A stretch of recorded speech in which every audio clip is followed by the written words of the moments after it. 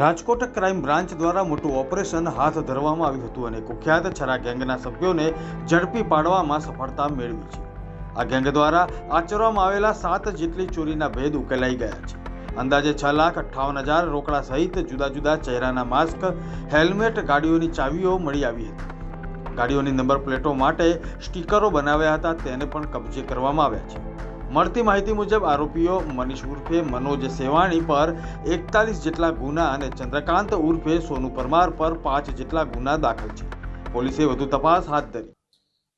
રાજકોટ શહેર police commissioner Shri Brijesh Kumar Jha સાહેબ તેમજ અધિક પોલીસ કમિશનર મહેન્દ્ર બગડિયા સાહેબ તેમજ ક્રાઇમ ડીસીપી સાહેબ શ્રી પાથરાસિંહ ગોહિલ સાહેબના માર્ગદર્શન હેઠળ રાજકોટ શહેર ક્રાઇમની ટીમના પોલીસ ઇન્સ્પેક્ટર ગોંડેલા સાહેબ તેમજ ડામોર સાહેબના હોય તેમની ટીમ દ્વારા આજરોજ 20મી નવેમ્બરના રોજ આજી ડેમ વિસ્તારમાંથી છારા ગેંગના 2 તેઓની પૂછપરછ દરમિયાન તેઓએ રાજકોટ શહેરમાં 3 જગ્યાએ ડીકી તોડીને પૈસાની ચોરી કરેલાનું કબૂલાત કરેલ છે।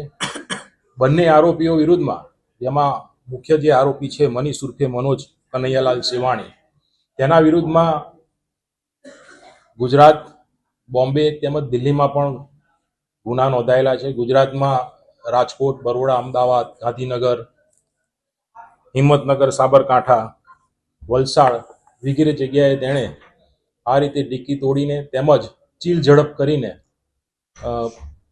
41 જેટલા ગુનાઓ આચરેલાની કબૂલાત કરેલ છે।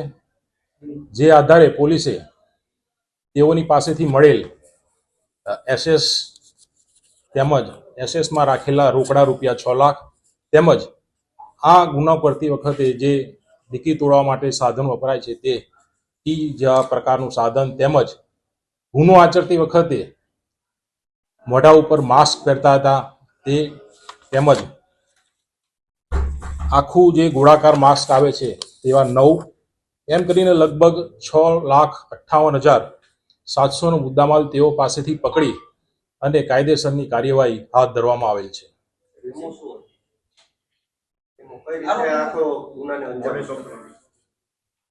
તેઓની બાતમી આધારે જ્યારે તેઓને રોકવામાં આવ્યા અને તેઓની ડિક્કી ચેક કરવામાં આવી એસએસની, એમાંથી ડિક્કી તોડવાના ટી આકારનું સાધન તેમજ ટોપી, જનરલી આરોપીઓ ગુનો આચરે તે વખતે પોતે ઓળખાય નહીં તે માટે પહેરતા હતા, તે રીતેના સાધનો અને મળી આવતા તેઓની શંકા મજબૂત થતા તેઓની પૂછપરછ કરતા પોતે આ રીતે ગુના આચરેલાનું પોલીસને જણાવે છે।